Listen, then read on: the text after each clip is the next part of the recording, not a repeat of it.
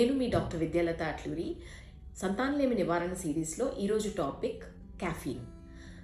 అధిక మోతాదులో క్యాఫీన్ తీసుకునే వారికి సంతానలేమి రావచ్చు అని పరిశోధనలో తేలింది. సాధారణంగా 200 నుంచి 300 మిల్లీగ్రామ్స్ వరకు క్యాఫీన్ తీసుకునే వారికి మగవారిలో అయినా ఆడవాళ్ళలో అయినా సంతానలేమి మీద ప్రభావం చూపకపోవచ్చు అని పరిశోధనలో తేలింది.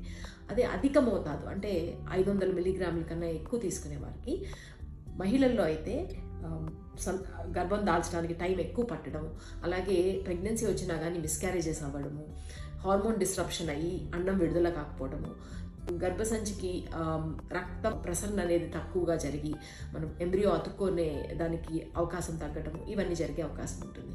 అదే పురుషుల్లో అయితే ఎక్కువ మోతాదులో క్యాఫీన్ తీసుకునే వారికి స్పర్మ్ ప్రొడక్షన్ పడిపోవడము, అలాగే స్పర్మ్ మొటిలిటీ తగ్గిపోవడము, స్పర్మ్ DNA డ్యామేజ్ జరగడము లాంటివి జరగవచ్చు అని పరిశోధనలో తేలింది. కప్పు కాఫీలో 95 నుంచి 200 మిల్లీగ్రామ్స్ వరకు ఉండొచ్చు. అదే టీలో అయితే 20 నుంచి 70 మిల్లీగ్రామ్స్ వరకు ఉండొచ్చు. సోడాలో 20 నుంచి 50 మిల్లీగ్రామ్స్ వరకు ఉండొచ్చు. అదే ఎనర్జీ డ్రింక్స్లో అయితే 50 నుంచి 300 మిల్లీగ్రామ్స్ వరకు ఉండొచ్చు. అలాగే కొన్ని చాక్లెట్స్లో, మెడికేషన్స్లో కూడా క్యాఫీన్ ఉండొచ్చు. సో మనం సంతానం కోసం ప్రయత్నిస్తుంటే క్యాఫీన్ ఇంటేక్ అనేది 200 మిల్లీగ్రాముల కన్నా తక్కువ క్యాఫీన్ తీసుకోండి. తద్వారా వచ్చే సంతానలేమి సమస్య నుంచి దూరం రావాలి.